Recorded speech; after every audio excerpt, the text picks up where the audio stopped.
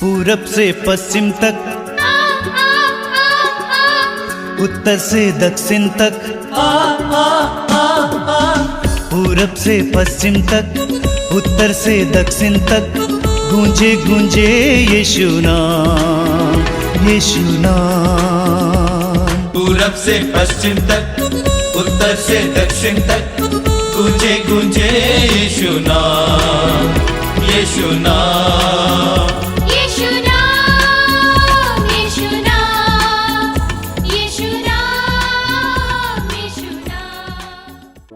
सबको जय यीशु। मातृधाम सत्संग में और एक बार मैं आप सबों का हार्दिक स्वागत करता हूं। प्रभु आप सभी को आशीष दे और उसका अनुग्रह आप सबों पर बना रहे। मेरे भाई मेरी बहन, पूरी बाइबल हमें बताती है कि ईश्वर हमसे प्यार करते हैं और ईश्वर प्रेम है। उनका स्वभाव ही प्रेम है। वह हम में से हर एक को प्यार करते हैं, चाहे आप कहीं से भी जुड़े हैं, आप कोई भी हैं, कैसे भी हैं, हमारे पापों के बावजूद, हमारी कमियों के बावजूद, हमारी कमजोरियों के बावजूद, उसकी आज्ञाओं को तोड़ने के बावजूद भी ईश्वर हमसे प्यार करते हैं और उसका प्यार हमारे लिए कभी भी कम नहीं होता है। ईश्वर हमारे पाप से घृणा करते हैं, हमसे नहीं। वह हमारी बुराइयों से घृणा करते हैं, नफरत करते हैं, हमसे नहीं। हमारा ईश्वर प्रेमी ईश्वर है और इसलिए पूरी बाइबल में आप पढ़ेंगे, बाइबल के हर पन्ने पर ईश्वर के प्रेम का वर्णन है और यीशु मसीह में उसका प्रेम परिपूर्णता तक पहुंचता है। बाइबल कहती है रोमियो के पत्र में, हम पापी ही थे जब मसीह हमारे लिए मर गए, और इस प्रकार ईश्वर ने हमारे प्रति अपने प्रेम का प्रमाण दिया। पहले उसने हमसे प्यार किया है और अपने इकलौते पुत्र को इस दुनिया में हमारे लिए भेज दिया, ताकि उस पुत्र के द्वारा हमारे पापों का प्रायश्चित हो और हम पाप से मुक्त हो जाएं, उद्धार को पाएं, जीवन को पाएं। आज जब हम उसके पुत्र यीशु में विश्वास करते हुए अपने पापों को अंगीकार करते हैं, मान लेते हैं, तो उसके पुत्र यीशु का लहू हमें हर पाप से शुद्ध करता है और हमें ईश्वर की संतान बना देता है। कितनी अच्छी बात है। हम धन्यवाद दें प्रभु यीशु के लिए, पिता ईश्वर को, जिन्होंने अपनी कुर्बानी के द्वारा हमें पापों से मुक्त किया और हमारे लिए स्वर्ग का द्वार खोल दिया। आइए हम उसी पिता ईश्वर की स्तुति करें, महिमा करें और आराधना करें और मेरे पीछे दोहराएंगे हालेलुया, हालेलुया, हालेलुया, हालेलुया, बड़ी खुशी और आनंद के साथ हालेलुया, हालेलुया, हालेलुया, हालेलुया। पिता की स्तुति हो, पिता की स्तुति हो, पिता की आराधना हो, पिता की आराधना हो, यीशु की स्तुति हो, यीशु की स्तुति हो, यीशु की आराधना हो, यीशु की आराधना, पवित्र आत्मा की स्तुति हो, पवित्र आत्मा की, पवित्र आत्मा को धन्यवाद, पवित्र आत्मा को धन्यवाद, hallelujah, hallelujah, hallelujah, hallelujah, hallelujah. हे अब्बा, हे अब्बा, हे पिता, हे पिता, हम धन्यवाद देते हैं, हम धन्यवाद देते हैं हमसे प्यार करने के लिए, हमसे प्यार करने के लिए। हम पापी हैं, हम पापी हैं, कमजोर हैं, कमजोर हैं, दुर्बल हैं, दुर्बल हैं। हमने तेरी आज्ञाओं को तोड़ा है, हमने तेरी आज्ञाओं को तोड़ा है। इन सब के बावजूद, इन सब के बावजूद तो हमसे प्यार करता है, वो हमसे प्यार करता है, तो हमसे प्यार करता है, हमसे प्यार करता है। हम तुझे धन्यवाद देते हैं, तेरी आराधना करते हैं। Hallelujah, hallelujah, hallelujah, hallelujah, hallelujah, hallelujah. धन्यवाद देते हैं, धन्यवाद देते हैं तेरे पुत्र यीशु के लिए, तेरे पुत्र यीशु के लिए, उनकी कुर्बानी के लिए, उनकी कुर्बानी के लिए, उनके रक्त के लिए, उनके रक्त के लिए, उनके बलिदान के लिए, उनके बलिदान के लिए। धन्यवाद पिता, धन्यवाद पिता, धन्यवाद यीशु, धन्यवाद यीशु, धन्यवाद पवित्र आत्मा, धन्यवाद पवित्र आत्मा। तेरी आराधना हो, हालेलुया, हालेलुया, हालेलुया, हालेलुया। स्तुति हो, आराधना हो, महिमा हो। Hallelujah, hallelujah, hallelujah, hallelujah, hallelujah. तारीफ, महिमा, आराधना, सम्मान, प्रज्ञा, महिमा, सब कुछ, सारा आदर यीशु को मिले। Hallelujah, hallelujah, hallelujah. अपने हाथों को पूरा ऊपर उठाइए और इस समय अपने अपने शब्दों में प्रभु की स्तुति और आराधना करते जाएंगे। Hallelujah, hallelujah, hallelujah, hallelujah, hallelujah, hallelujah, hallelujah, hallelujah, hallelujah, hallelujah, hallelujah, hallelujah, hallelujah, hallelujah, hallelujah, hallelujah, हालाबास केंदेरे बेले बेरे बे। Hallelujah, hallelujah, hallelujah, hallelujah, hallelujah, hallelujah, hallelujah. आइए भाई बहनों, हम एक सुंदर गीत गाएंगे। यीशु मुझे प्यार करता, यीशु तुझे प्यार करता, सबसे है प्यार करता। आज खुशियां मनाओ लोगों। हम सबके साथ मिलकर इस गीत को दोहराएंगे और प्रभु की महिमा करेंगे।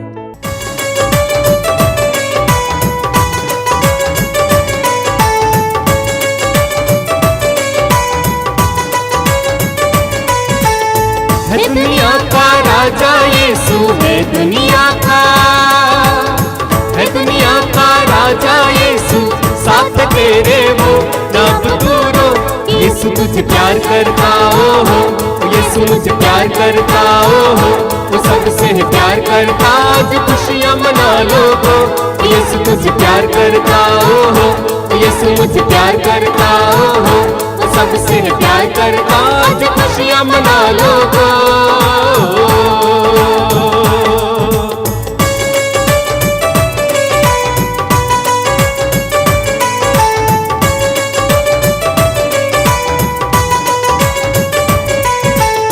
अपनी जासूली पे देखे अपनी जान, अपनी जासूली पे देखे प्यार किया सबको रब करो।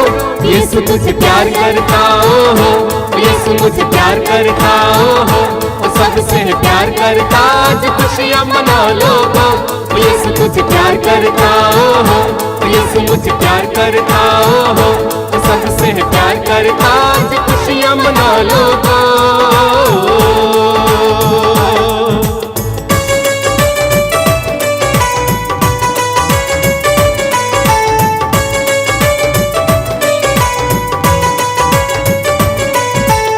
वो मेरी चट्टान हमेशा, वो मेरी चट्टान हमेशा, ये सहारा वो रब दूरो। यीशु तुझे प्यार करता हो, यीशु मुझे प्यार करता हो, वो सबसे प्यार करता। आज खुशियां सब लोग मिलके। यीशु मुझे प्यार करता हो, यीशु मुझे प्यार करता हो, वो सबसे प्यार करता। आज खुशियां मना लोगो। ताली बजा के।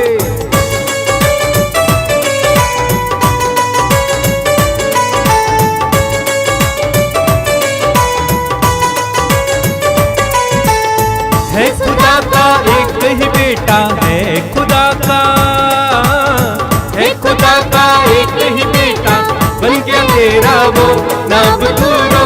यीशु तुझे प्यार करता हो, यीशु मुझे प्यार करता हो, वो सबसे प्यार करता। आज खुशियां मना लोगो, यीशु तुझे प्यार करता हो, यीशु मुझे प्यार करता हो, वो सबसे प्यार करता। आज खुशियां मना लोगो।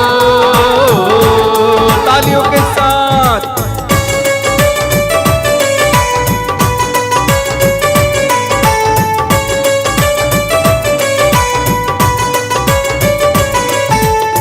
अब तो सारी दुनिया में बस, अब तो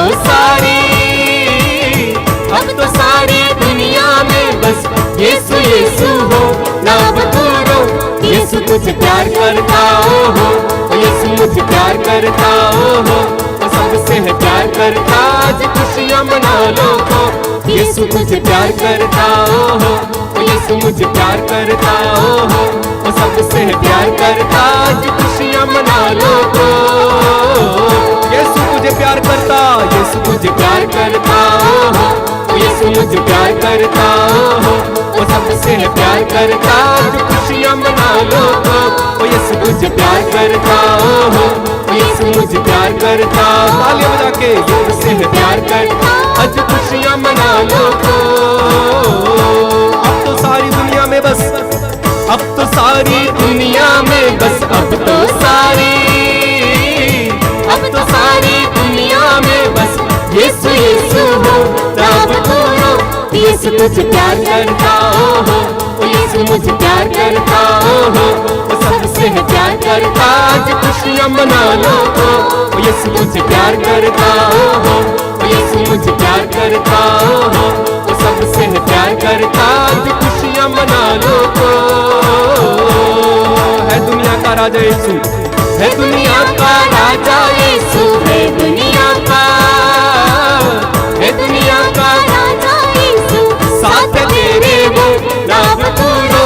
यीशु मुझे प्यार करता, ओहो यीशु मुझे प्यार करता, ओहो सबसे प्यार करता। आज खुशियां मना लो तो, यीशु मुझे प्यार करता, ओहो यीशु मुझे प्यार करता, ओहो सबसे प्यार करता। आज खुशियां मना लो तो, यीशु मुझे प्यार करता, ओहो यीशु मुझे प्यार करता, ओहो सबसे प्यार करता। आज खुशियां मना लो तो, यीशु मुझे प्यार करता, ओहो यीशु मुझे प्यार करता, ओहो सबसे प्यार करता। आज खुशियां मना लो तो, यीशु मुझे प्यार करता, ओहो यीशु मुझे प्यार करता, ओहो सबसे प्यार करता। आज खुशियां मना लो तो, यीशु मुझे प्यार करता, ओहो यीशु मुझे प्यार करता, ओहो सबसे प्यार करता। आज खुशियां मना लो तो, यीशु मुझे प्यार करता, ओहो यीशु मुझे प्यार करता, ओहो सबसे प्यार करता। आज खुशियां मना लो तो, यीशु मुझे प्यार करता, ओहो यीशु मुझे प्यार करता, ओहो यीशु मुझे प्यार करता। आज खुशियां मना लो तो, यीशु मुझे प्यार करता, ओहो यीशु मुझे प्यार करता, ओहो सबसे प्यार करता। आज खुशियां मना लो तो, यीशु मुझे प्यार करता, ओहो यीशु मुझे प्यार करता, ओहो सबसे प्यार करता। आज खुशियां मना लो तो। Hallelujah hallelujah hallelujah hallelujah hallelujah hallelujah. धन्यवाद धन्यवाद धन्यवाद धन्यवाद धन्यवाद धन्यवाद धन्यवाद धन्यवाद धन्यवाद खुदा, धन्यवाद यीशु, धन्यवाद पवित्र आत्मा तेरे प्यार के लिए, तेरे अनुग्रह के लिए। Hallelujah hallelujah hallelujah hallelujah hallelujah.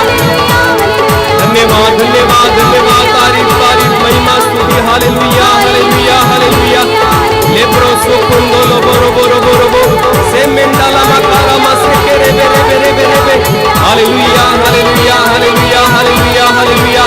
शाटा तेरे में कोलमा पारा से के रे बेंडाला मखारी अल्लाह। Hallelujah hallelujah hallelujah hallelujah hallelujah hallelujah hallelujah hallelujah hallelujah hallelujah hallelujah hallelujah hallelujah hallelujah hallelujah hallelujah. आइए हम प्रार्थना करें। अपने मन और हृदय को एकाग्र कीजिए। इस पवित्र सभा में भाग लेने के लिए अपने आप को तैयार कीजिए। पवित्र आत्मा के अधीन हो जाइए। आपको प्रेम करने वाले, आपका ख्याल करने वाले, आपकी परिस्थितियों के बारे में जानने वाले उस महान प्रेमी प्रभु का स्मरण कीजिए। उनकी उपस्थिति महसूस कीजिए। पवित्र आत्मा चारों ओर से आपके ऊपर मंडरा रहा है, ये महसूस कीजिए। अपनी सारी व्यस्तताओं को दूर रखिए, सारे कामकाज को दूर रखिए। इस सत्संग में भाग लेने के लिए आइए। सिर्फ देखने और सुनने के लिए नहीं, बल्कि भाग लेने के लिए। पवित्र आत्मा को आपके जीवन में कार्य करने दीजिए। वो आपका ख्याल करता है। पूरी बाइबल में आप एक ऐसे ईश्वर के बारे में पढ़ते हैं जो आपको प्रेम करता है, जो आपकी सुधि लेता है। अपने जीवन की एक एक परिस्थिति को इस समय प्रभु के सामने लाइए। बोलिए, प्रभु मैं अपने जीवन में हार गया हूं, टूट गया हूं, मैं निराश हूं, मैं कमजोर हूं, मैं दुर्बल हूं, मैं बेचैन हूं। मैं अपनी परिस्थिति को तेरे हाथों में समर्पित करता हूं, तेरे पास आ जाता हूं, तेरे चरणों पर डाल देता हूं यीशु, क्योंकि मैं विश्वास करता हूं तू मेरी परिस्थिति को बदलने में समर्थ सक्षम है। ए प्रभु यीशु, पवित्र आत्मा को भेजिए। पवित्र आत्मा को भेजकर मेरी बुद्धि को प्रकाशित कीजिए, मेरे हृदय को उत्साही बनाइए, मेरे खोखले हृदय को भर दीजिए, अपने अनंत प्रेम से मुझे भर दीजिए। आइए पवित्र आत्मा, आइए पवित्र आत्मा, आइए पवित्र आत्मा, पवित्र आत्मा का आह्वान कीजिए। बोलिए पवित्र आत्मा आइए। मैं विश्वास करता हूं, मैं जानता हूं कि मुझे तेरी जरूरत है। मेरे परिवार में शांति का भाव है, मेरे जीवन में बेचैनी है, मैं भ्रम में हूं, परेशान हूं, मेरे मन में अंधेरा है, मुझे तेरी जरूरत है। पवित्र आत्मा आइए, पवित्र आत्मा आइए, पवित्र आत्मा। पवित्र आत्मा का आह्वान करते हुए हम एक गीत गाएंगे। हमारे भाई बहन के साथ मिलकर गीत गाइए। दिल मन हृदय पूरी तरह से प्रभु पर एकाग्र कीजिए। पवित्र आत्मा को आपके इस समय अपने अधिकार में लेने दीजिए। पवित्र आत्मा आपके जीवन में आकर कार्य करेगा। कार्य करने दीजिए, कार्य करने दीजिए, कार्य करने दीजिए।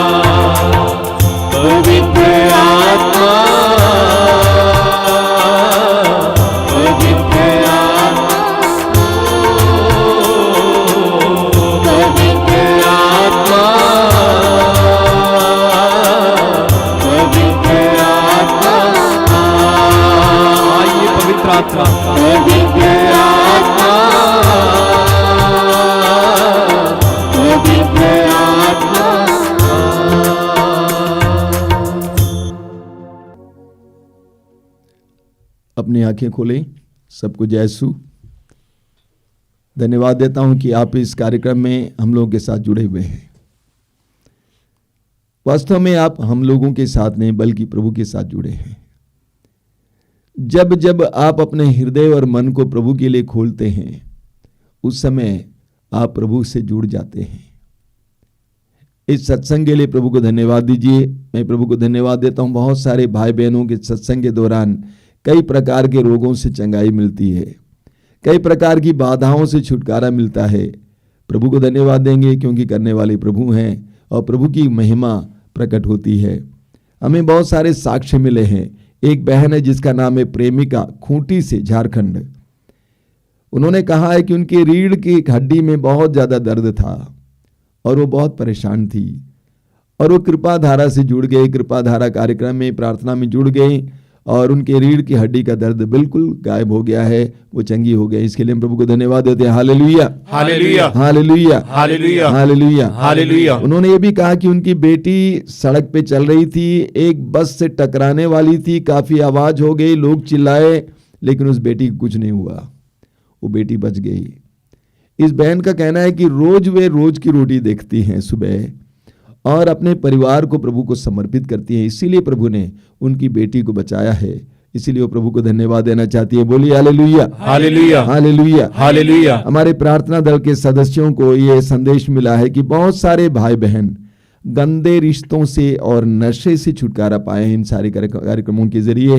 इसके लिए हम प्रभु को धन्यवाद देते हैं। Hallelujah, hallelujah, hallelujah, hallelujah, hallelujah, hallelujah. एक बहन जिसका नाम है मीरा स्टीफन, उनके पति के पैर बहुत ज्यादा कांपते थे और उनको बताया गया, प्रार्थना दल के लोगों ने उनसे कहा कि आप 9 बार रक्त अभिषेक प्रार्थना को विश्वास के साथ में भाग लीजिए, आपके पति को चंगाई मिलेगी। और उन्होंने ऐसा ही किया। 7वें बार से ही उनको चंगाई मिलना शुरू हो गया और 9वें बार में वो पूरी तरह से चंगे हैं। बोलिए हालेलुया, हालेलुया, हालेलुया, हालेलुया। एक बहन है जिसका नाम है सुचिता बारा, भुवनेश्वर की रहने वाली है। उन्होंने कहा कि उनको और उनके पति को दोनों को कोविड पॉजिटिव हो गया था, टेस्ट हुआ था, कोविड पॉजिटिव निकला था, लेकिन बीते महीने के यानी जनवरी इसी महीने के 16 तारीख के सत्संग में आराधना के दौरान उन्होंने अपना हाथ परम प्रसाद का उस तस्वीर पर रखा, प्रार्थना की और उसी वक्त उनका टेम्परेचर डाउन हो गया, उनका बुखार मिट गया, वो पूरी तरह से स्वस्थ है। बोलिए hallelujah, hallelujah, hallelujah, hallelujah, hallelujah, hallelujah. Chennai से एक बहन संदेश दे रही है। उनका कहना है कि उनको बहुत बुरा लग रहा था कि कई दिन से चर्च से बाहर हैं, कार्यक्रम नहीं मिल रहा है, वे साधना में नहीं जा पा रहे हैं। उस समय उन्होंने हमारे ऑनलाइन कार्यक्रम के बारे में सुना, उस समय से वो जुड़ी हुई हैं। उन्होंने कहा है कि मैं बता नहीं सकता हूं कि मेरे जीवन में, मेरे परिवार के जीवन में प्रभु ने कितनी कृपाएं दी हैं। उनकी मम्मी के बगल में गांठ था, प्रभु ने उसको चंगा किया, और उस बहन के कमर में कई दिनों से दर्द था और प्रभु ने उसको चंगा किया। उसके पति के काम में बाधाएं आती थी, लेकिन प्रभु ने उसको दूर किया। उसने ये भी कहा कि मेरी जिंदगी बदल गई है इन कार्यक्रमों के जरिए। उसके लिए हम प्रभु को धन्यवाद देते हैं। बोलिए hallelujah, hallelujah, hallelujah, hallelujah, hallelujah, hallelujah. Balrampur के अल्पना कुजूर, उनके बाएं कमर के नीचे पैर तक कई साल से दर्द होता था और उनके बाएं स्तन में भी रुक रुक कर दर्द होता था। और वे हमारे कार्यक्रम को अटेंड करती हैं और उनको पूरी तरह से चंगाई मिली है। बोलिए हालेलुया, हालेलुया, हालेलुया, हालेलुया। उन्होंने ये भी कहा कि उनकी दीदी को मानसिक रोग हो गया था। एक बार सत्संग के दौरान ही घोषणा हुई थी कि एक मानसिक रोगी को प्रभु चंगा कर रहे हैं। उस दिन उनकी दीदी भी चंगी हो गई है। बोलिए hallelujah, hallelujah, hallelujah, hallelujah, hallelujah, hallelujah, hallelujah. Hallelujah. Ranchi से, झारखंड रांची से लिली मनोरमा खेस, उनके भैया और भाभी एक दूसरे से 2 साल से अलग थे और वह उनके लिए बहुत ज़्यादा चिंतित थी और उनके भाई ने आत्महत्या करने को भी सोचा था। हमारे कार्यक्रमों से जुड़ गए और वे अच्छे हो गए और दोनों भैया भाभी दोनों मिल गए हैं, अच्छे से शांति से रह रहे हैं। इसके लिए प्रभु को धन्यवाद देते हैं। बोलिए hallelujah, hallelujah, hallelujah, hallelujah, hallelujah, hallelujah. Lakshmi Kanaujia, उनके परिवार में सबको खुजली का रोग हो गया था, सबको खुजली होती थी।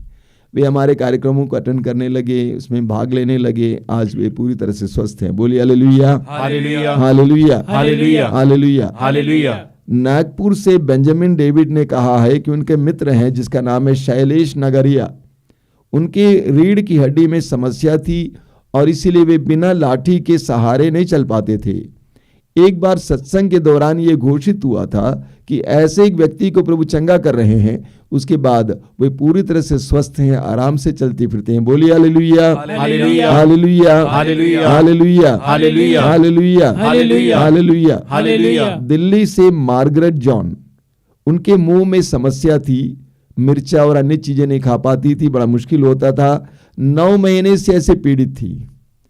एक बार सत्संग के दौरान एक घोषणा हुई कि एक व्यक्ति को उनके मुंह के रोग से चंगाई मिल रही है, वो पूरी तरह से ठीक हो गई, आज वो नॉर्मल है। बोलिए hallelujah, hallelujah, hallelujah, hallelujah, hallelujah. Hallelujah. Anima Lakra Jalpaiguri की चर्म रोग से पीड़ित थी, कोढ़ से पीड़ित थी 12 साल से, और उन्होंने दवाई की, दवाई का जो कोर्स पूरा किया, लेकिन उनके शरीर में जो घाव होते थे वो सूखते नहीं थे, और वो प्रार्थना में जुड़ गई और वो आज पूरी तरह से ठीक है, चंगी हो गए हैं, सूख गए सारे घाव। इसके लिए प्रभु को धन्यवाद देते हैं। बोलिए हालेलुया, हालेलुया, हालेलुया, हालेलुया। बोलिए हालेलुया, हालेलुया। इन सारे वरदानों के लिए और भी सैकड़ों लोगों के साक्षी के लिए हम प्रभु को धन्यवाद देते हैं। Hallelujah, hallelujah, hallelujah, hallelujah, hallelujah, hallelujah, hallelujah. Hallelujah.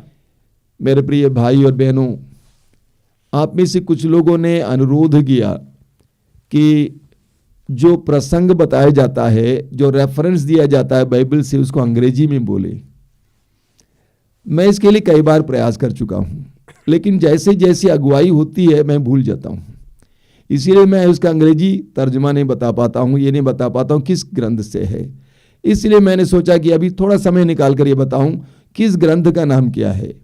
उत्पत्ति ग्रंथ का अंग्रेजी में है जेनेसिस, निर्गमन ग्रंथ का अंग्रेजी में एक्सोडस, लेवी ग्रंथ का अंग्रेजी में लेविटिकस, गणना ग्रंथ का अंग्रेजी में नंबर्स, विधि विवरण ग्रंथ का अंग्रेजी है ड्यूट्रॉनमी, और इतिहास ग्रंथ का अंग्रेजी है क्रॉनिकल्स, प्रवक्ता ग्रंथ का अंग्रेजी है सिराक, प्रज्ञा ग्रंथ का अंग्रेजी है विजडम, बुक ऑफ विजडम, सूक्ति ग्रंथ का अंग्रेजी है प्रोवर्ब्स, प्रकाशना ग्रंथ का अंग्रेजी है रेवलेशन। बाकी सब मैं सोचता हूं कि आप आसानी से समझ पाएंगे, तो इसको लिख लीजिएगा ताकि आप जब भी वचन सुनेंगे आपको पता चलेगा किस ग्रंथ से है। बोलिए hallelujah, hallelujah, hallelujah, hallelujah, hallelujah. Hallelujah. मैं एक परिवार को जानता हूं, एक मसीही परिवार है, पति पत्नी करीब 45 साल के, कोई संतति नहीं है, निसंतान है।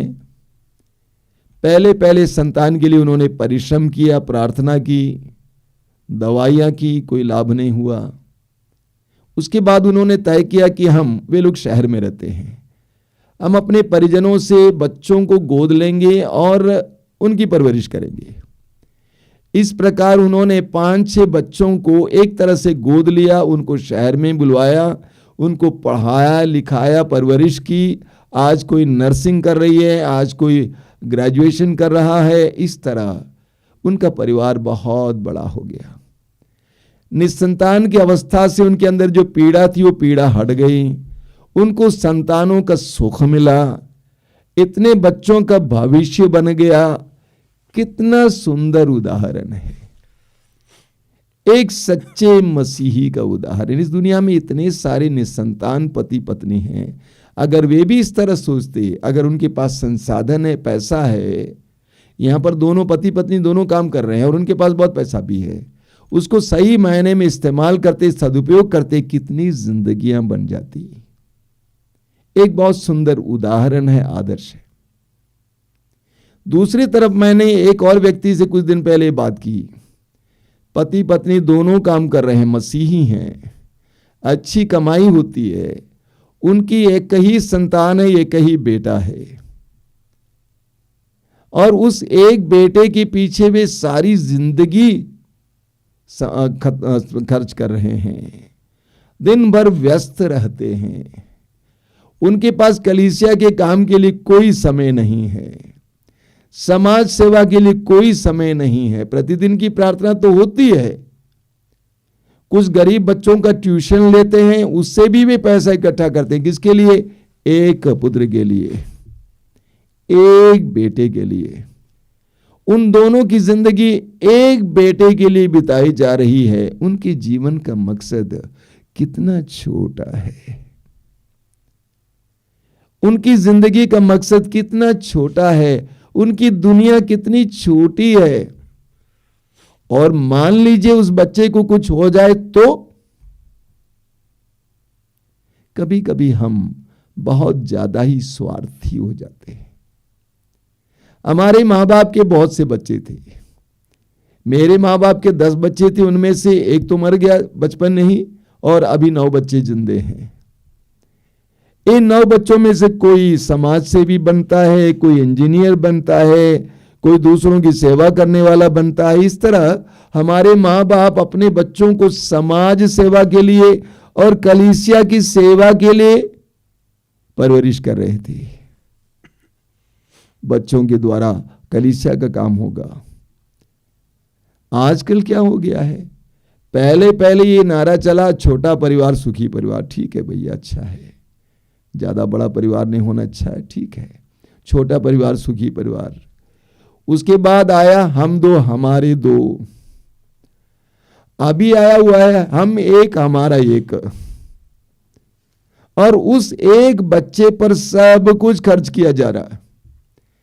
सारी मेहनत उस एक बच्चे के लिए, सारा धन उस बच्चे के लिए बटोरा जा रहा है, खर्च किया जा रहा है। सारा समय उस एक बच्चे के लिए खर्च किया जा रहा है। सारी ऊर्जा उस एक बच्चे के लिए खर्च की जा रही है। अगर प्रार्थना भी करते हैं, वो प्रार्थना भी उस एक बच्चे के लिए। और बड़े दुर्भाग्य की बात है कि उस बच्चे का परवरिश कैसी होती है, उस बच्चे को क्या दिया जाता है। मसीही और विश्वासी होने के बावजूद जो संसार देता वही देता है। जो संसार देता है, सांसारिक रूप से उस बच्चे का पालन पोषण होता है, परवरिश होती है। मलाकी के ग्रंथ के अध्याय 2 के वाक्य 15 में हम पढ़ते हैं, वचन में लिखा हुआ है कि ईश्वर पति पत्नी से क्या चाहता है? धर्मी संतति। ईश्वर पति पत्नी से धर्मी संतति चाहता है। प्रवक्ता ग्रंथ के अध्याय 16 में हम पढ़ेंगे, बच्चों की बहुत सारी संख्या, उसमें सम्मान नहीं पाना, उसमें घमंड नहीं करना। अगर कोई बच्चा धर्मी नहीं है, उससे बेहतर निसंतान मरना अच्छा है। तो प्रभु ईश्वर चाहता है कि धर्मी संतति हम परवरिश करें। प्रभु यीशु के सामने एक बार एक नारी ने कहा, प्रभु यीशु की बातों को सुनने के बाद, उनके कार्यों को देखने के बाद उसने कहा, धन्य है वो गर्भ जिसने आपको धारण किया और धन्य है वे स्तन जिससे आपने पिया है। एक मां के जीवन की सफलता उसके पुत्र में है, उसकी पुत्री में है। उसके पुत्र के अंदर, उसकी पुत्री के द्वारा क्या होता है? इसके द्वारा एक मां की जिंदगी सफल होती है या विफल होती है। सवाल ही खड़ा होता है। जो इस तरह एक बच्चे का परवरिश होती है, उसके लिए सब कुछ खर्च किया जाता है। उस बच्चे को अगर संसार ही दिया है और कुछ नहीं दिया है, वो बच्चा संसार के लिए, समाज के लिए, कलीसिया के लिए क्या करेगा? वो क्या कर सकता है? हमें यूहन्ना के सुसमाचार की अध्याय 15 वाक्य 16 में पढ़ने को मिलता है। प्रभु यीशु कहते हैं, तुमने मुझे नहीं चुना बल्कि मैंने तुम्हें चुना है और नियुक्त किया है जिससे तुम जाकर फल उत्पन्न करो और तुम्हारा फल बना रहे। प्रभु यीशु कहते हैं, मैंने तुम्हें चुना है। अक्सर हम मसीही लोग, हम विश्वासी लोग अपनी बुलाहट को नहीं समझते हैं। हमारे मसीही बुलाहट के बारे में हमें जानना जरूरी है। मसीहत एक बुलाहट है। कान खोलकर सुनिएगा प्लीज। मसीहत एक बुलाहट है। हम अन्य धर्मावलंबियों की तरह नहीं हैं। उनका अपना धर्म है, धर्म का ग्रंथ है, धर्म के कर्म है। हम ऐसे नहीं हैं। प्रभु यीशु कहते हैं कि मैंने तुम्हें चुना है। हर मसीही यीशु के द्वारा चुना गया है। हमारी एक बुलाहट है, एक बुलाहट है ये। हम चुने जाते हैं। हम अन्य लोगों की तरह नहीं हैं।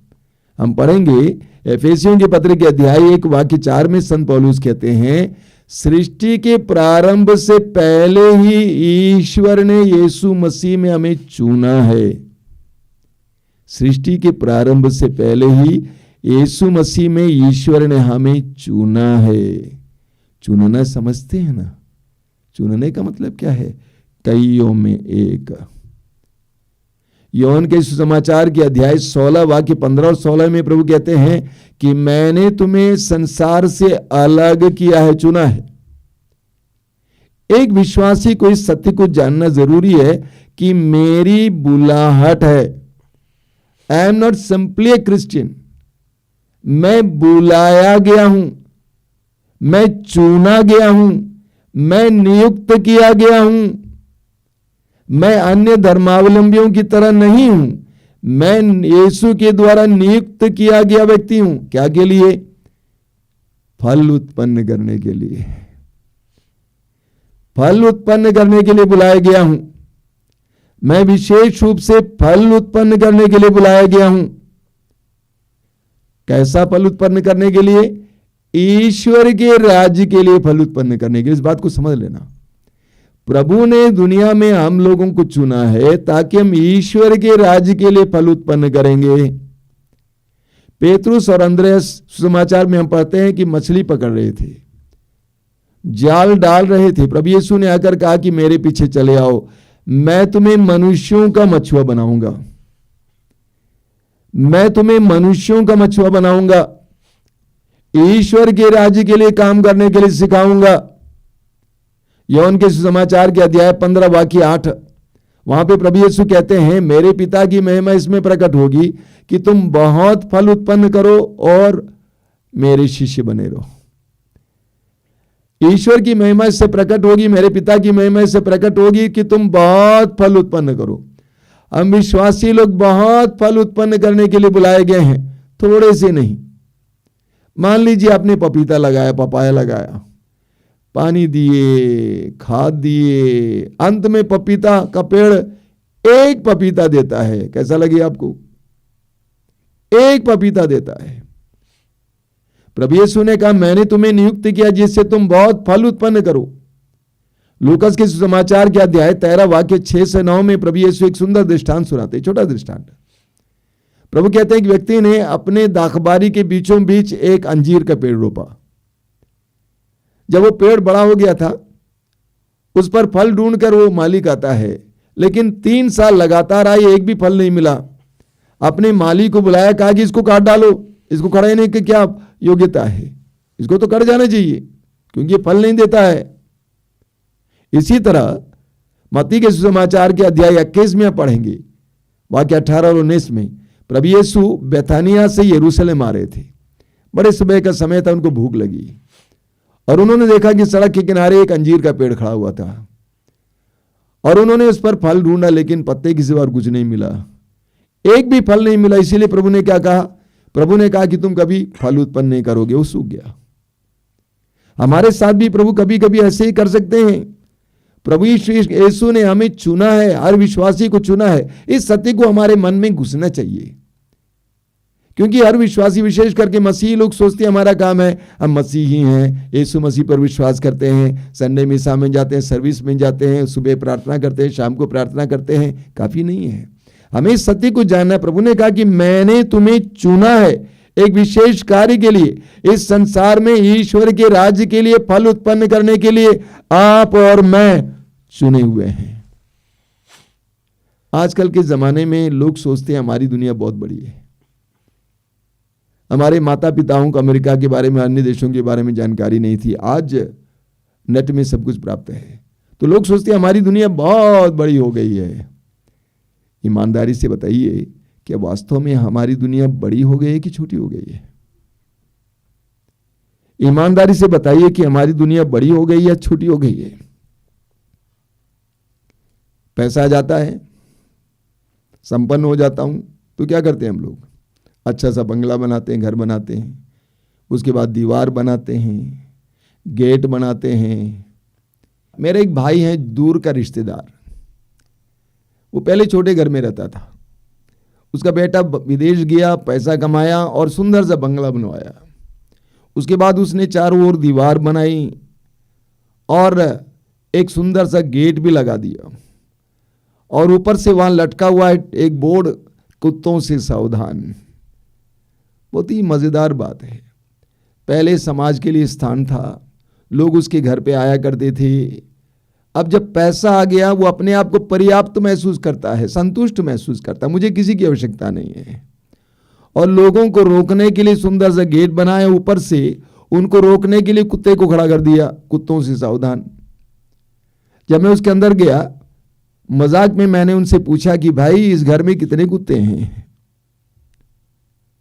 यही तो होता है, हम लोगों को अपने जीवन में आने नहीं देना चाहते हैं। 3 साल पहले केरला में एक बहुत बड़ा प्रलय आया था, बहुत सारे जिले पानी में था, बहुत बड़ा प्रलय। आपने देखा होगा, अखबार में पढ़ा होगा, तस्वीरें देखी होंगी।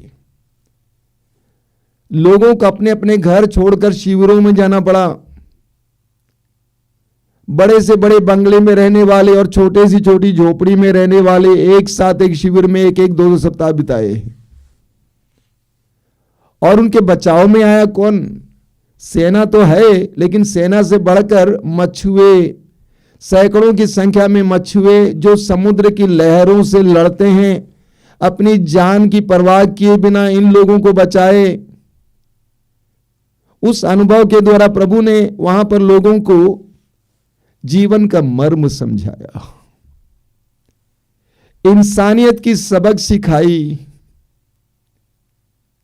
अभी पिछले साल कोरोना महामारी के दौरान एक तरफ कोरोना ने मनुष्य को नंगा कर दिया, उसके प्रेम को खोखला घोषित किया। कई लोग मौत के डर से कोरोना से पीड़ित अपने बंधुओं के पास नहीं गए, यहां तक कि उनको मिट्टी देने नहीं गए। लेकिन दूसरी तरफ हम देखते हैं सैकड़ों नर्सेज, डॉक्टर्स, स्वास्थ्य कर्मी और सफाई के कर्मी और एम्बुलेंस ड्राइवर्स अपनी जान की परवाह किए बिना, अपने परिवार का ख्याल किए बिना कोरोना के रोगियों की सेवा में लग गए। उनमें से बहुत सारे लोग मर भी गए। ऐसी घटनाओं के द्वारा प्रभु हमसे क्या कहना चाहते हैं? ऐसी घटनाओं के द्वारा प्रभु हमसे कहना चाहते हैं कि तुम अकेले नहीं जी सकते, तुम्हें दूसरों की जरूरत है, और उसी तरह दूसरों को भी तुम्हारी जरूरत है। प्रभु ने हमें सिखाया है कि तुम्हें दूसरों की जरूरत है और दूसरों को भी तुम्हारी जरूरत है। उत्पत्ति ग्रंथ के अध्याय 1 में प्रभु कहते हैं, प्रभु का वचन कहता है, मनुष्य को अकेले रहना अच्छा नहीं है। मनुष्य को अकेले रहना अच्छा नहीं है। मनुष्य को ईश्वर ने सामाजिक प्राणी बनाया है। इन घटनाओं के द्वारा प्रभु इस बात का हमें एहसास कराते हैं कि तुम एक सामाजिक प्राणी हो, तुम अकेले नहीं जी सकते। लोगों ने कभी नहीं सोचा था कि वे मछुए जिनको कोई सम्मान नहीं देते थे, कोई आदर नहीं देता था, जिनको लोग तुच्छ समझते थे, कुछ नहीं समझते थे, वे ही मछुए उनकी जान को बचाने वाले निकले। तुम्हें दूसरों की जरूरत है। कई साल पहले प्रभु ने मुझे एक सुंदर कहानी दी। वो कहानी कुछ इस प्रकार है। एक मसीही परिवार है, दंपति, पति पत्नी, बहुत ही धनी। उनके पास बहुत बड़ा बंगला था, बहुत सारे नौकर चाकर थे, और उनकी एक ही संतान थी, एक बेटी। और वो बेटी पढ़ने में तेज थी, हर बात में तेज थी। कॉलेज में वो सेंटर थी। अगर वो कॉलेज नहीं जाती थी तो कॉलेज को महसूस होता था। ऐसे टैलेंटेड, साथ साथ धाकड़ लड़की। एक दिन उस लड़की के हाथ में एक किताब आई जिसमें मठवासी जीवन के बारे में, विशेष करके उन मठवासियों के बारे में जो कभी मठ से बाहर नहीं निकलते, उन सिस्टर्स के बारे में किताब थी। उस किताब को पढ़ते पढ़ते गहराई में उतर गई। उसका स्वभाव बदलता गया, उसका व्यवहार बदलता गया, वो ज्यादा शालीन होती गई। लोग समझ नहीं पा रहे थे। उसके माँ बाप ने सोचा कि ये मानसिक रोगी हो रही है। जो चिल्लाती थी, बहुत ज्यादा हंसती थी, अब बहुत नाजुक, शांत स्वभाव की हो गई। अंत में उसने अपनी माँ से कहा कि मैं भी एक मठवासी जीवन जीना चाहती हूँ। माँ विश्वास नहीं कर पाई। माँ ने कहा, तुम समझती हो कि कहाँ जा रही हो? वहां पर जो सिस्टर्स रहती हैं वो कभी अपने मठ से बाहर नहीं निकलती हैं। उनको जिंदगी भर वहां रहना है और किसी से कोई मतलब नहीं है, दुनिया से कोई मतलब नहीं है, उसी के अंदर रहना है, काम करना है, प्रार्थना करना, दूसरा कोई काम नहीं है, कभी उसके बाहर नहीं जा सकती हैं। लेकिन वो लड़की मानने को तैयार नहीं थी। अंत में उसके पिता के पास ये बात पहुंची। पिता ने उसको बुलाकर समझाने का प्रयास किया कि बेटा सुनो, तुम्हारे पास कितने नौकर चाकर हैं, तुम इतनी बड़ी दुनिया में रहती हो, इतनी बड़ी दुनिया में रहने के बाद तुम उस छोटी दुनिया में रह नहीं पाओगी। कुछ भी हो, लड़की जाती है, बड़े दुख के साथ रोते हुए माँ बाप अपने बेटी को वहां पे भर्ती कराते हैं। बाद में वो सिस्टर बनती हैं, पत्र लिखती हैं अपने मम्मी पापा के नाम, और उसमें उसने क्या लिखा, पापा जी आपको याद है आपने मुझसे कहा कि तुम इतनी बड़ी दुनिया में रहती हो, कैसे इतनी छोटी दुनिया में रह पाओगी, लेकिन यहां पर आने के बाद, सारे संसार के लिए प्रार्थना करने के बाद प्रतिदिन काम करती हूं, मिट्टी में काम करती हूं, पौधों को रोपती हूं, पानी देती हूं, खाद डालती हूं। यहां आने के बाद मुझे इस बात का एहसास हुआ कि हम लोग कितनी छोटी दुनिया में थे। अब मेरी दुनिया बहुत बड़ी हो गई है, मुझे एहसास हुआ कि हम लोग कितनी छोटी दुनिया में थे। ये पत्र उसके मम्मी पापा को झकझोर देता है। रात को जाग जाग कर उसका पापा इसको पढ़ता है। एक दिन वो अपनी पत्नी से कहता है, देख हमारी बेटी ने कितनी बड़ी सच्चाई हमें सिखाई है, वास्तव में हमारी दुनिया कितनी छोटी है। तुम, मैं, हमारा बंगला, हमारा बैंक अकाउंट, हमारी गाड़ी, हमारी दुनिया कितनी छोटी है। धीरे धीरे वे दोनों मिलकर अपनी दुनिया को बड़ा करने लगते हैं, लोगों को अपने बंगला में आकर्षित करते हैं, लोगों के पास जाने लगते हैं। इतने में उन्होंने महसूस किया कि हमारे अंदर एक अजीब आनंद आ गया है। तब तक उनके अंदर आनंद नहीं था, उनको मजा मिलता था, लेकिन इस तरह समाज के लिए अपने हृदय को खोलने के बाद उनको सच्चा आनंद मिलने लगता है। They start enjoying life.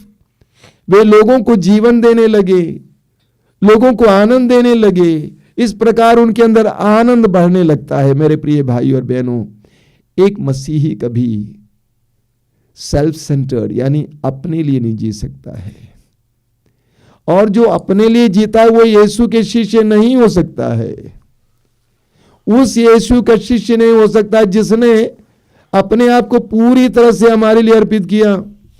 यूहन्ना अध्याय 15 वाक्य 13 में प्रभु यीशु कहते इससे बड़ा कोई प्रेम नहीं है कि एक मित्र अपने मित्रों के लिए अपने प्राण अर्पित कर दे।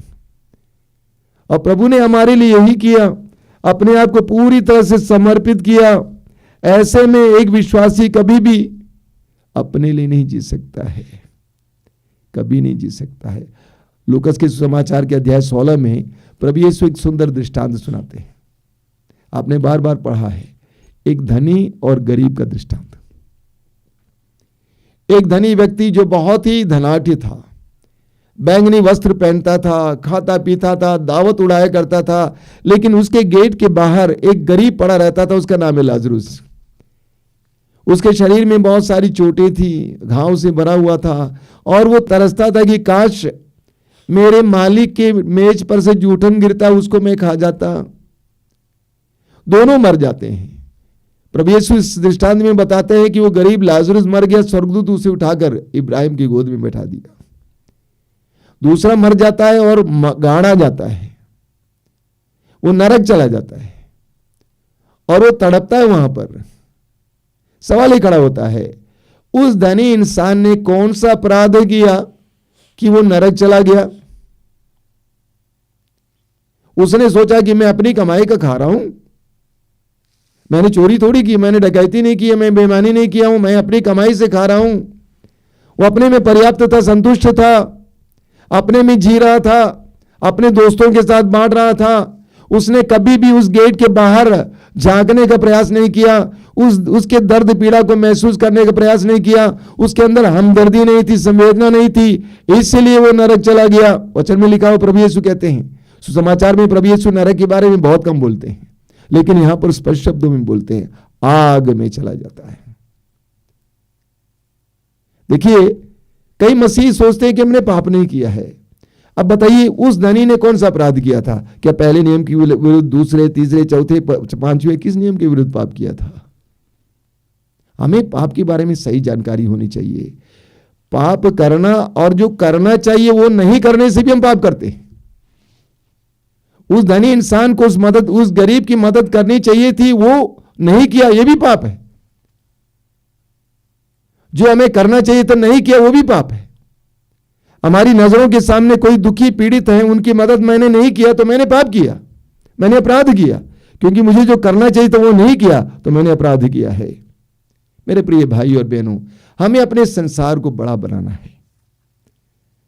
हमें अपने संसार को बड़ा बनाना। कभी कभी मैंने देखा कि कुछ लोग प्रार्थना करते हैं, प्रार्थना भी करते हैं अपने लिए, अपने बच्चों के लिए, अपने परिवार के लोगों के लिए, सिर्फ अपने लिए ही प्रार्थना करते हैं। तो हमारी आध्यात्मिकता भी कभी कभी अपने लिए हो सकता है। हमें सबके लिए प्रार्थना करनी है, सबको प्रभु के सामने लाना है, हमारे जीवन को ईश्वर केंद्रित बनाना है, हमारे जीवन को पर केंद्रित बनाना है। मार्कुस का सुसमाचार अध्याय 12, वहां पर एक शास्त्री अगर प्रभु से पूछते हैं वाक्य 29 में कि प्रभु सबसे बड़ा नियम क्या है, प्रभु यीशु कहते हैं सबसे बड़ा नियम यह है, तुम अपने प्रभु ईश्वर को सारी बुद्धि से, सारे हृदय से, सारी आत्मा से, सारी शक्ति से प्यार करो, और अगला है अपने पड़ोसी को अपने समान प्यार करो। अपने पड़ोसी को अपने समान प्यार करो। हमें भूलना नहीं चाहिए, प्रभु ने सिखाया है अपने पड़ोसी को अपने समान प्यार करो।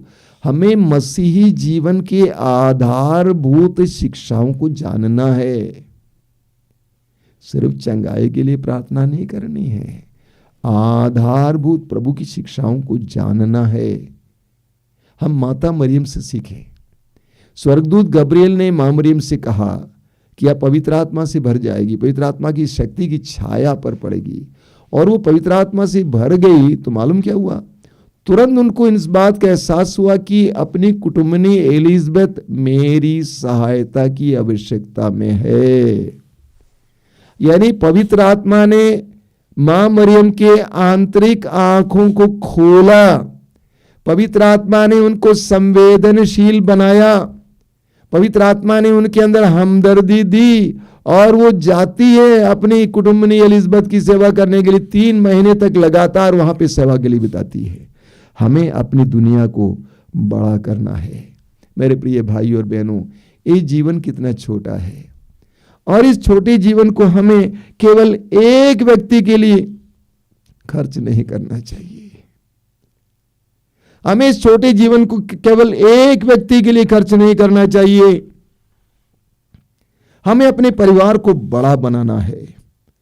प्रभु यीशु को देखिए, 33 साल की उम्र में उन्होंने अपने आप को पूरी तरह से अर्पित किया। अपने आप को पूरी तरह से आप और मेरे लिए अर्पित किया। वो हमारे गुरु हैं, प्रभु हैं। हमें अपने परिवार को और बड़ा करना है। We should make a family circle larger. प्रभु यीशु कहते हैं मत्ती अध्याय 5 वाक्य 46 से 48 तक, यदि तुम उनको ही प्यार करते हो जो तुमको प्यार करते हैं तो कौन सी बड़ी बात हुई? अन्य लोग भी तो ये करते हैं। यदि तुम उनको ही नमस्कार करते हो जो तुमको नमस्कार करते हैं तो कौन सी बड़ी बात हुई? अन्य लोग भी तो करते हैं।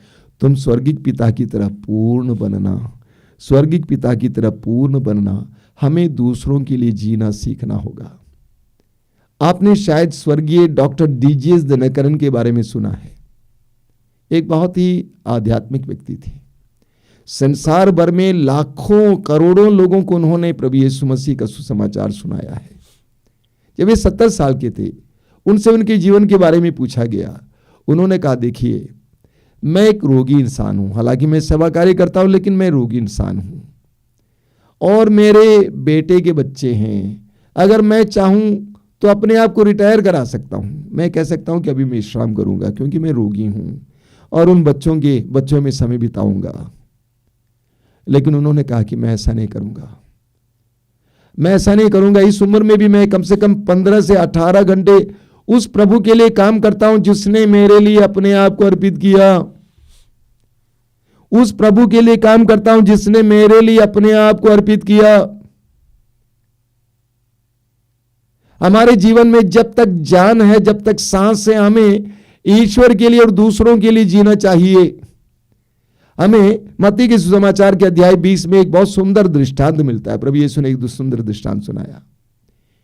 एक व्यक्ति अपने दाखबारी में काम करने के लिए मजदूरों को बुलाने जाता है। सुबह जाता है, दोपहर को जाता है, 3 बजे जाता है, 4 बजे जाता है। लोगों से पूछते हैं कि तुम ऐसे क्यों खड़े हो, आओ काम करने के लिए। बुलाता है, सबको बराबर मजदूरी देता है।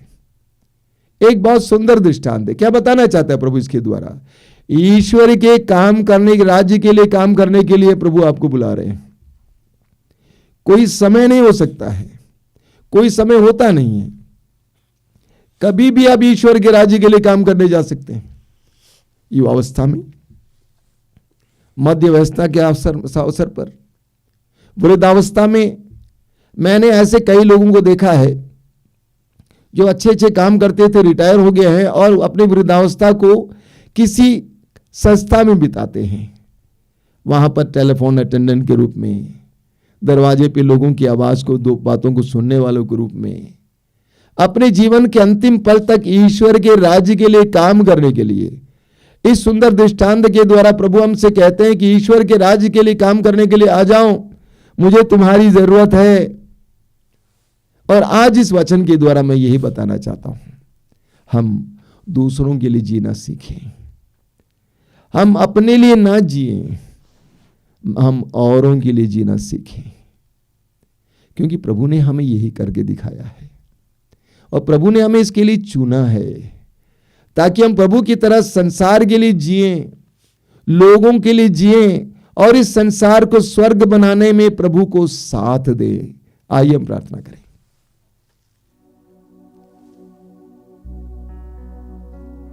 प्रभु यीशु, धन्यवाद देते हैं इन सुंदर पलों के लिए,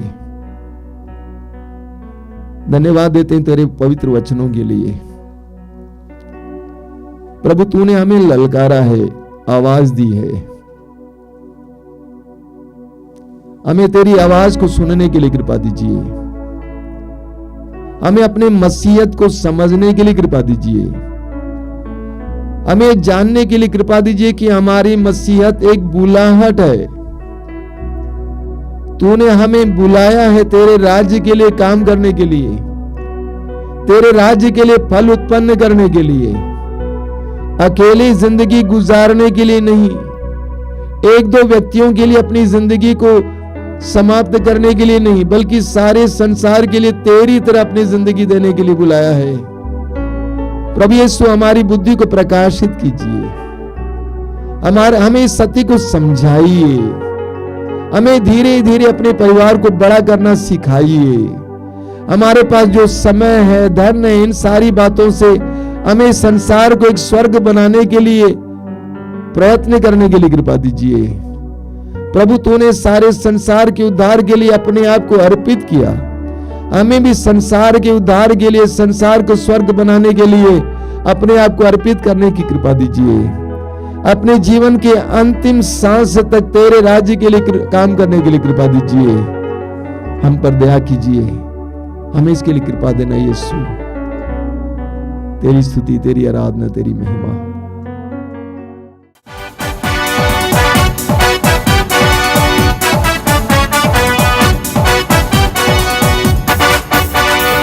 आओ करे आराधना, यीशु मसीह की आराधना, आओ करे आराधना, यीशु मसीह की आराधना। जो है मेरा खुदा, वो है सबका खुदा। जो है मेरा खुदा, वो है सबका खुदा। Hallelujah, hallelujah, hallelujah, hallelujah, hallelujah,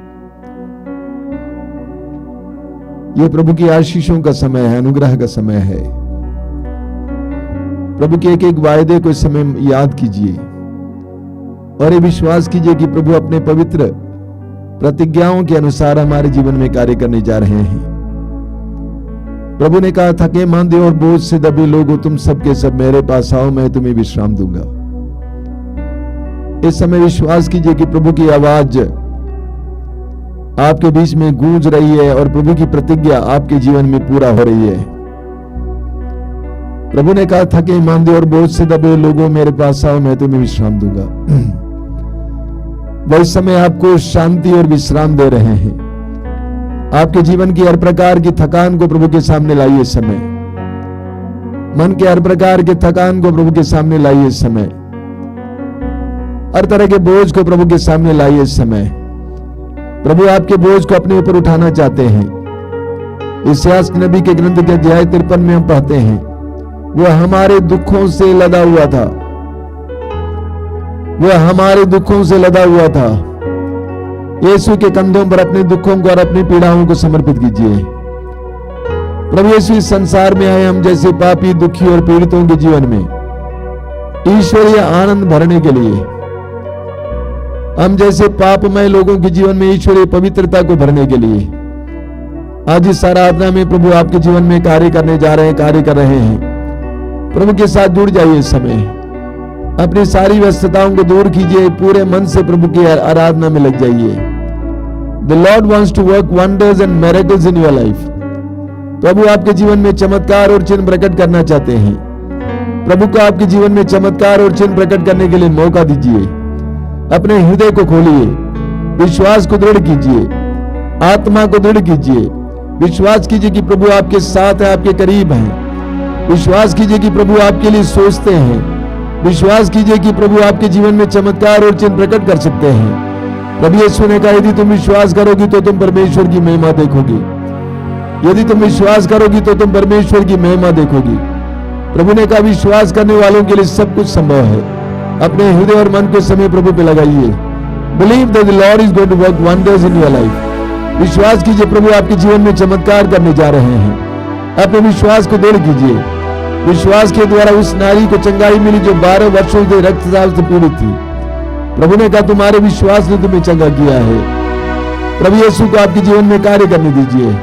प्रभु की स्तुति कीजिए, प्रभु की आराधना कीजिए। बोलिए hallelujah, hallelujah, hallelujah, hallelujah, hallelujah. Hallelujah. यीशु तेरी आराधना हो, यीशु तेरी आराधना, यीशु तेरी महिमा हो, यीशु तेरी महिमा, हालेलुया, हालेलुया। सारे जीव जंतुओं के साथ, सारे जीव जंतुओं के साथ, सारे मानव जाति के साथ, सारी मानव जाति के मैं साथ तेरी आराधना करता हूँ। मैं तेरी आराधना, hallelujah, hallelujah, hallelujah, hallelujah, hallelujah, hallelujah.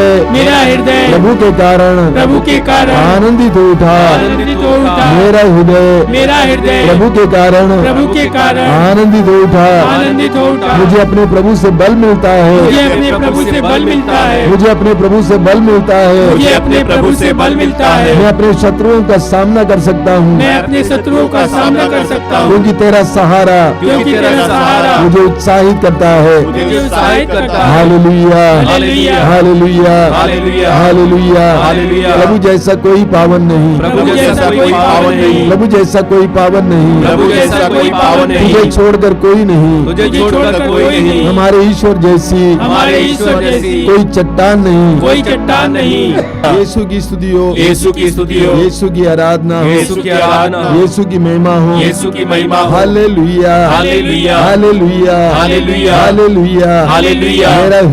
मेरा हृदय प्रभु के कारण आनंदित हो उठा। आनंदित हो उठा। मुझे अपने प्रभु से बल मिलता है। मुझे अपने प्रभु से बल मिलता है। मुझे अपने प्रभु से बल मिलता है। मुझे अपने प्रभु से बल मिलता मैं है। अपने शत्रुओं का सामना कर सकता हूँ। मैं अपने शत्रुओं का सामना कर सकता मैं हूँ। अपने शत्रुओं का सामना कर सकता मैं हूँ, अपने शत्रुओं का सामना कर सकता क्योंकि हूँ, तेरा सहारा क्योंकि तेरा मुझे सहारा उत्साहित करता है। मुझे उत्साहित करता है। Hallelujah, hallelujah, hallelujah. हालेलुया। प्रभु जैसा कोई पावन प्रभु नहीं, जैसा कोई पावन नहीं, तुझे छोड़कर कोई नहीं, तुझे छोड़कर कोई नहीं, हमारे ईश्वर हमारा ईश्वर जैसी कोई चट्टान नहीं। ऐसी कोई चट्टान नहीं। Hallelujah, hallelujah, hallelujah, hallelujah. शक्तिशालियों के धनुष टूट गए, शक्तिशालियों के धनुष टूट गए, शक्तिशालियों के धनुष टूट गए, शक्तिशालियों के धनुष टूट गए, और जो दुर्बल थे और जो दुर्बल थे वे शक्ति संपन्न बन वे गए, शक्ति संपन्न बन गए, जो तृप्त थे जो तृप्त थे वे रोटी के लिए वे रोटी के लिए मजदूरी करते हैं, मजदूरी करते हैं, और जो भूखे थे और जो भूखे थे वे संपन्न बन गए, वे संपन्न बन गए, जो बांझ थी जो बांझ थी वो 7 बार प्रसव करती है, 7 बार प्रसव करती है, और जो पुत्रवती थी जो पुत्रवती थी उसकी गोद खाली है। उसकी गोद खाली है। Hallelujah, hallelujah, hallelujah, hallelujah. प्रभु मारता और जिलाता है, वो मारता और जिलाता है, वो अधोलोक पहुंचाता अधोलोक पहुंचाता और वहां से निकालता है, वहां से निकालता है, प्रभु निर्धन और धनी बना देता है, प्रभु निर्धन और धनी बना देता है, वह नीचा दिखाता वह नीचा दिखाता और ऊंचा उठाता और है। ऊंचा उठाता है। Hallelujah, hallelujah, hallelujah, hallelujah. वह दीनहीन को वह दीनहीन को धूल से निकालता धूल से निकालता और कूड़े पर बैठे और कूड़े पर बैठे कंगाल को ऊपर उठाकर उसे रईसों की संगति में उसे रईसों की संगति में पहुंचाता है और संपन्न के आसन पर और संपन्न के आसन पर बैठाता बैठाता है। है। Hallelujah, hallelujah, hallelujah, hallelujah, hallelujah, hallelujah, hallelujah, hallelujah, hallelujah, hallelujah, hallelujah. Hallelujah. यीशु तेरी स्तुति, यीशु तेरी स्तुति, यीशु तेरी महिमा, यीशु तेरी महिमा, यीशु तेरी आराधना, यीशु तेरी आराधना, यीशु मेरा प्रभु है। यीशु मेरा प्रभु है। Hallelujah, hallelujah, hallelujah, hallelujah, hallelujah, hallelujah, hallelujah, hallelujah,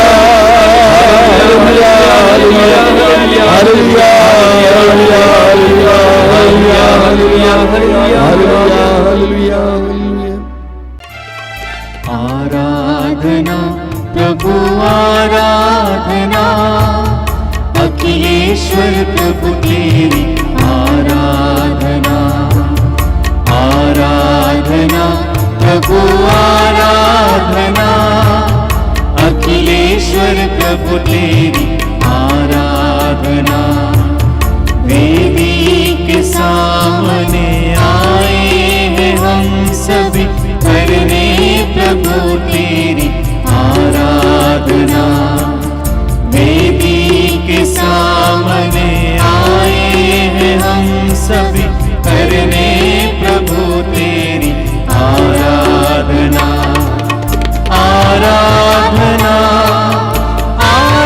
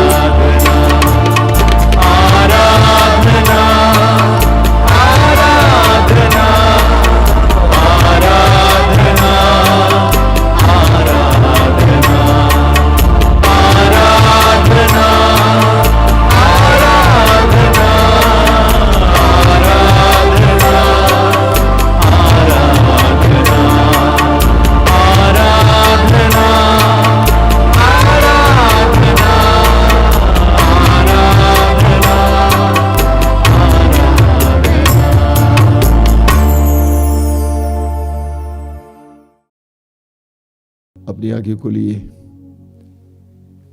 मेरे प्रिय भाई और बहनों, यूहन्ना के सुसमाचार के अध्याय 10 उसके वाक्य 10 में प्रभु यीशु कहते हैं, मैं इसलिए आया हूं कि उन्हें जीवन मिले, बल्कि परिपूर्ण जीवन मिले। प्रभु यीशु कहते हैं, मैं इसलिए आया हूं कि उन्हें जीवन मिले, बल्कि परिपूर्ण जीवन मिले। प्रभु यीशु इस संसार में लोगों को परिपूर्ण जीवन देने के लिए आए। प्रभु यीशु इस संसार में उन लोगों को जिनके अंदर जीवन की कमी है, जीवन भरने के लिए आए। प्रभु यीशु इस संसार में जो मृत्यु के वश में है, उनको बचाकर उनके अंदर जीवन भरने के लिए आए। रोगियों को चंगा करके, विभिन्न प्रकार के बंधनों में पड़े लोगों को छुटकारा देकर उनके अंदर जीवन भरने के लिए प्रभु यीशु इस संसार में आए। इसायाह नबी के ग्रंथ के अध्याय 42 उसके वाक्य 3 में यीशु मसीह के बारे में कई वर्ष पहले इसायाह नबी ने भविष्यवाणी की कि वह कुचले हुए सरकंडे को नहीं तोड़ेगा, वह कुचले हुए सरकंडे को नहीं तोड़ेगा और धुआंती बत्ती को नहीं बुझाएगा। और सचमुच 2000 वर्ष पहले प्रभु यीशु के जीवन में प्रकट हुआ।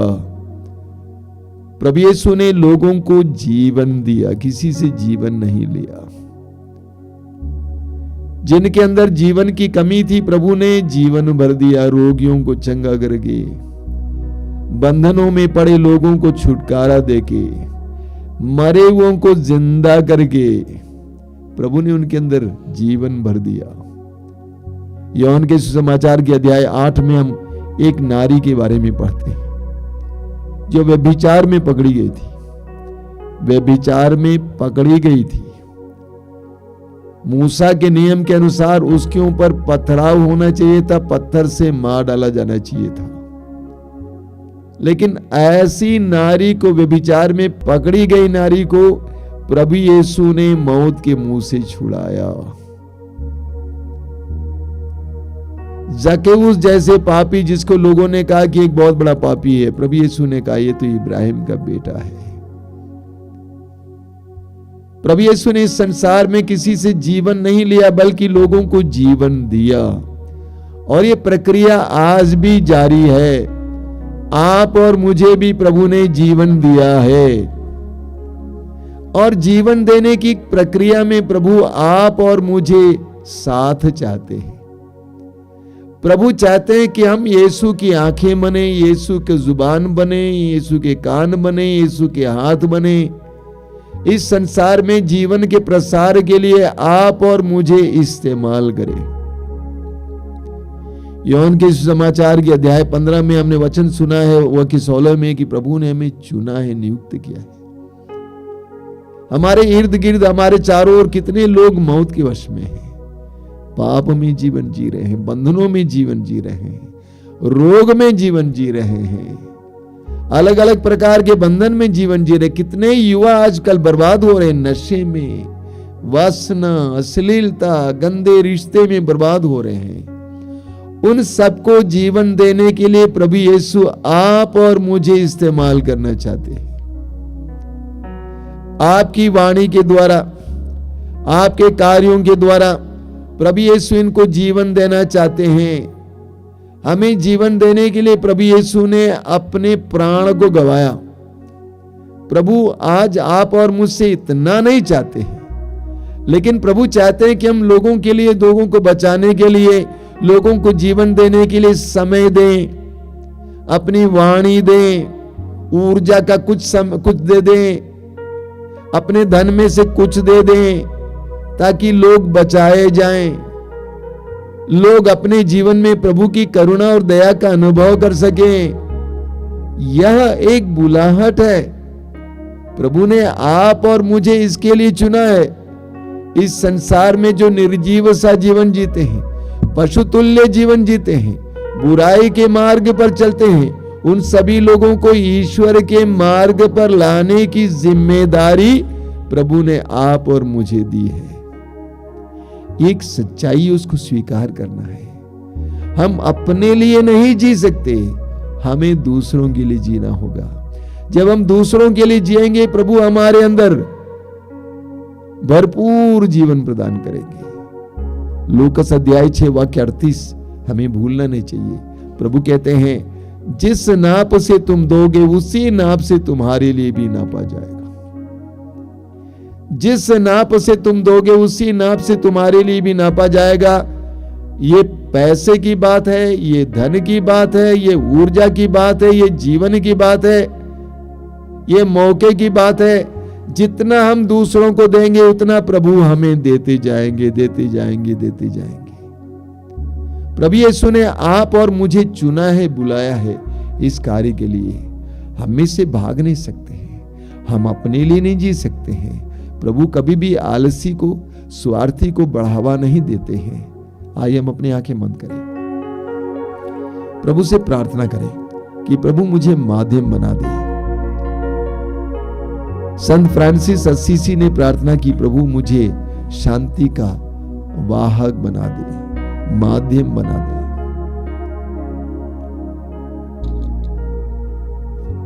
प्रभु से कहे कि प्रभु आज तक मैंने इस बुलावे को महसूस नहीं किया था। मेरे इर्द गिर्द, मेरे चारों ओर कितने ही लोग दुख और पीड़ा में जीते हैं, निराशा की जिंदगी जीते हैं, बुराई की जिंदगी जीते हैं, अश्लीलता में, बुराई में, नशे में बर्बाद होते हैं। उनको बचाने का काम तूने मुझे सौंपा है। मैं नहीं जानता था यीशु, आज से मुझे उत्साही बना, उदार बना। तेरे पवित्र वचन पर विश्वास करने की कृपा देना कि जिस नाप से तुम दोगे उसी नाप से तुम्हारे लिए नापा जाएगा। अगर मैं दूसरों के परिवार में शांति के लिए प्रयास करूंगा, मैं जानता हूं कि तू मेरे परिवार में भी शांति का दान देगा। अगर मैं दूसरों की ऊर्जा, उनके स्वास्थ्य, उनकी चंगाई के लिए काम करूंगा, मैं जानता हूं कि तू मुझे स्वास्थ्य देगा। यदि मैं दूसरों को आशा प्रदान करूंगा, तू मुझे आशा प्रदान करेगा। जिस नाप से मैं दूंगा उसी नाप से मेरे लिए नापा जाएगा। प्रभु यीशु मुझे भी तेरी तरह जीवन बिताने की कृपा दीजिए, एक ऐसा जीवन जिसमें लोगों के लिए स्थान है, लोगों के लिए जी सकें, तेरी प्रजा के लिए जी सकें, तेरी प्रजा के लिए जी सकें। आइए हम अपने दोनों हाथ स्वर्ग की ओर उठाएंगे। संत फ्रांसिस असीसी की तरह हम भी प्रार्थना करेंगे, प्रभु मुझे शांति का समाज बना, मुझे प्रेम देने वाला बना, मुझे समझने वाला बना, मुझे दूसरों को बढ़ावा देने वाला बना, मुझे दूसरों को जीवन देने वाला बना। स्वतंत्र हो तो इस समय प्रार्थना करते हुए प्रभु की स्तुति और आराधना करेंगे। Hallelujah hallelujah hallelujah hallelujah hallelujah hallelujah hallelujah hallelujah hallelujah hallelujah hallelujah hallelujah hallelujah hallelujah hallelujah hallelujah hallelujah hallelujah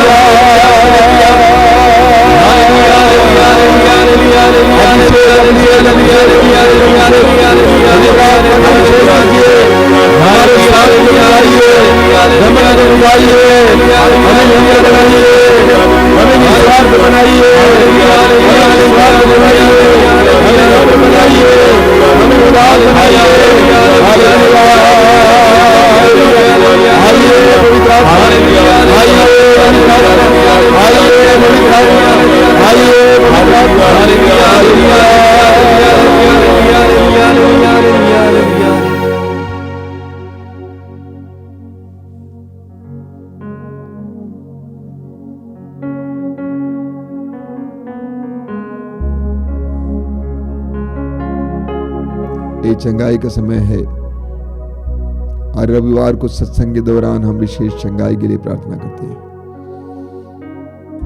यीशु ने अपने शिष्यों से कहा, अब दूतों को निकालो, रोगियों को चंगा करो, मुर्दों को जिलाओ, कोढ़ियों को शुद्ध करो। तुम्हें मुफ्त में मिला, मुफ्त में दे दो।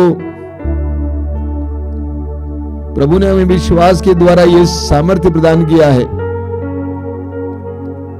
प्रभु ने अपने शिष्यों को अबदूतों को निकालने का सामर्थ्य दिया, रोगियों को चंगा करने का सामर्थ्य दिया। वही सामर्थ्य आज हमें भी दिया है,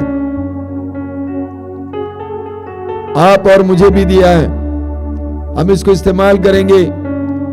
मार्कुस अध्याय 16 वाक्य 17 में प्रभु कहते हैं, विश्वास करने वाले मेरा नाम लेकर अबदूतों को निकालेंगे, वे रोगियों पर हाथ रखेंगे और रोगी चंगे हो जाएंगे। हम इस समय विश्वास के साथ प्रार्थना करेंगे। हमारे बीच में जो रोगी है, इस समय अपने रोग को प्रभु के हाथ में समर्पित करना कि आपके परिवार का कोई बिस्तर पर पड़ा है, उनको इस समय प्रभु को समर्पित करना। कि आपके परिवार का कोई अस्पताल में पड़ा है, उनको इस समय प्रभु के हाथ में समर्पित करना। यीशु के सामर्थ्य से, यीशु के पवित्र वचन के सामर्थ्य से, यीशु के पवित्र देह और रक्त के सामर्थ्य से, यीशु के पुनरुत्थान के सामर्थ्य से इस समय रोगियों को चंगाई मिलेगी। पूर्ण विश्वास के साथ अपनी परिस्थिति को प्रभु को समर्पित करना। क्या वैद्यों ने, डॉक्टरों ने कहा कि आप चंगे नहीं हो सकते हैं, प्रभु के हाथ में दीजिए। आपके शरीर में कैंसर हो, कोई भी रोग हो, इस समय यीशु के हाथ में समर्पित कीजिए। पूर्ण विश्वास करना कि प्रभु यीशु को सब कुछ पर अधिकार प्राप्त है। प्रभु ने कहा स्वर्ग में और पृथ्वी पर पूरा अधिकार मुझे मिला है। स्वर्ग में और पृथ्वी पर पूरा अधिकार मुझे मिला है। स्वर्ग में और पृथ्वी पर पूरा अधिकार मुझे मिला है। समर्पित कीजिए, समय समर्पित कीजिए। एक एक रोग को समर्पित कीजिए। विश्वास करना कि प्रभु आपके जीवन में इस समय कार्य करने जा रहे हैं। यीशु आपके जीवन में कार्य करने जा रहे हैं। यीशु का पवित्र रक्त आपके शरीर में इस समय बह रहा है। यीशु का आत्मा आपके अंदर कार्य कर रहा है। यीशु का पवित्र रक्त आपके शरीर में इस समय प्रवाहित हो रहा है। आपके शरीर के उन हिस्सों में जहां पर रोग है, यीशु इस समय मिटा रहा है। एक एक जगह को जहां पर बंधन है, यीशु इस समय दूर कर रहे हैं। इस समय समर्पित कीजिए, अपने रोगों को प्रभु को समर्पित कीजिए। यीशु को आपके जीवन में कार्य करने दीजिए। स्वतंत्र होकर समय मुंह खोलकर प्रभु की स्तुति करते जाइए। Hallelujah hallelujah hallelujah hallelujah hallelujah hallelujah hallelujah hallelujah hallelujah hallelujah hallelujah hallelujah hallelujah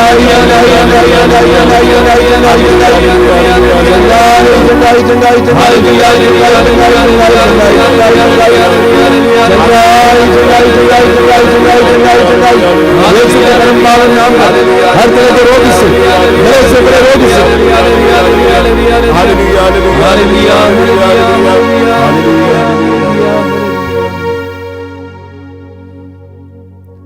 कई भाई बहनों को नाक में कई समस्याएं हैं।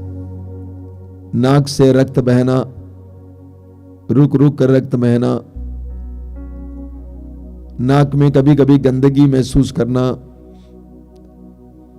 नाक से बराबर पानी बहना। यीशु ने आपको इस समय स्पर्श किया है। चंगाई पाइए, धन्यवाद दीजिए, साक्ष्य सुनाइए। धन्यवाद यीशु, तेरी महिमा, तेरी स्तुति, तेरी आराधना, तेरी स्तुति, तेरी महिमा, तेरी आराधना। कई लोगों को सिर के ऊपरी हिस्से में दर्द होता है। ऐसा लगता है जैसा कि कोई बाल नोच रहा है। सर के ऊपरी हिस्से में दर्द, ऐसा लगता है कोई बाल नोच रहा है, जिसके कारण रात को बार बार जागते हैं। प्रभु यीशु इस समय आपको चंगाई दे रहे हैं, स्पर्श कर रहे हैं। चंगाई पाइए, साक्ष्य सुनाइए, प्रभु को धन्यवाद दीजिए। प्रभु के वचन के अनुसार जीवन जीना शुरू कीजिए। दांत की बीमारी से कई लोगों को प्रभु यीशु चंगाई दे रहे हैं। दांत की बीमारी, पुरुष हो या नारी हो, दांत की बीमारी से, लिकोरिया, दांत इत्यादि अंदरूनी बीमारियों से कई लोगों को चंगाई मिल रही है। धन्यवाद दीजिए, साक्ष्य सुनाइए। कुछ लोगों के कान में कुछ गिर गया था, अंदर कुछ चला गया था, अभी भी वे परेशान हैं। अचानक प्रभु उसको निकालने जा रहे हैं और आपको स्वतंत्र करने जा रहे हैं। प्रभु को धन्यवाद देना, घोषणा करना, साक्ष्य सुनाना। प्रभु संदेश दे रहे हैं, बराबर निरंतर प्रार्थना करो, निरंतर प्रार्थना करो, निरंतर प्रार्थना करो, हमेशा प्रार्थना करो।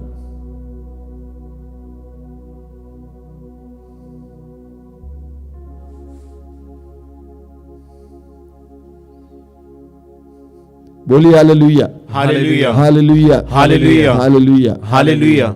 अभी जल्दी आशीष की प्रार्थना है। उससे पहले मैं आपको बताना चाहता हूं कि हमें खेद है कि कई दिन से हमारा रेडियो बंद पड़ा है, कुछ समस्याओं के कारण। समस्याओं का समाधान हो रहा है, 2-3 रोज के अंदर वो पूरी तरह से विधिवत चलेगा। कई लोग ये शिकायत करते थे कि ऐप काम नहीं कर रहा है, उसी को सही कर रहे थे, तो सही हो जाएगा, रेडियो फिर शुरू हो जाएगा। आप जरा ट्राई कीजिएगा, शुरू होगा तो ज़रूर उसको इस्तेमाल करें, मातृधाम रेडियो। साथ ही साथ प्रतिदिन 5 बजे सुबह रोज की रोटी का कार्यक्रम है, उससे कई लोग लाभान्वित हैं, उसका भी आपको भी कृपा मिले, आप भी इसमें अटेंड करेंगे। दोपहर को 3 बजे करुणा माला, और शाम को 7 बजे से 8 बजे तक कृपा धारा बहुत शक्तिशाली प्रार्थना, इन तीनों में विशेष रूप से भाग लेंगे। और हर मंगलवार को युवाओं के लिए शाम को 5 बजे और शुक्रवार को 6 बजे शाम को कृपा पवित्र रक्ताभिषेक प्रार्थना, और हर रविवार को 12 बजे दोपहर को ये मातृधाम सत्संग, और सुबह 5 बजे मिसा बलिदान रविवार के दिन।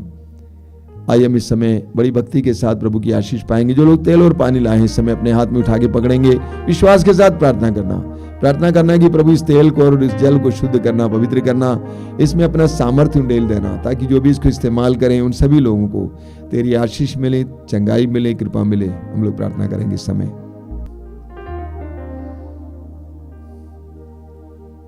बोलिए हालेलुया, हालेलुया। यीशु की स्तुति हो, यीशु की स्तुति हो, यीशु की आराधना हो, यीशु की आराधना हो। हे प्रभु यीशु, हे प्रभु यीशु, इस जल को और इस तेल को आशीष दीजिए, आशीष दीजिए, इसे शुद्ध कीजिए, इसे शुद्ध कीजिए, पवित्र कीजिए, चंगाई के लिए, बंधनों से आजादी के लिए, दुष्ट आत्मा से छुटकारे के लिए इस्तेमाल कीजिए।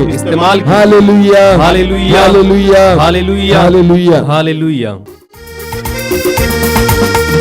बोलो जय मिलकर जय, बोलो जय यीशु की जय, बोलो जय मिलकर जय, बोलो जय यीशु की जय, बोलो जय जय जय, बोलो जय मिलकर जय, बोलो जय यीशु की जय, बोलो जय मिलकर जय, बोलो जय यीशु की जय, बोलो जय जय जय।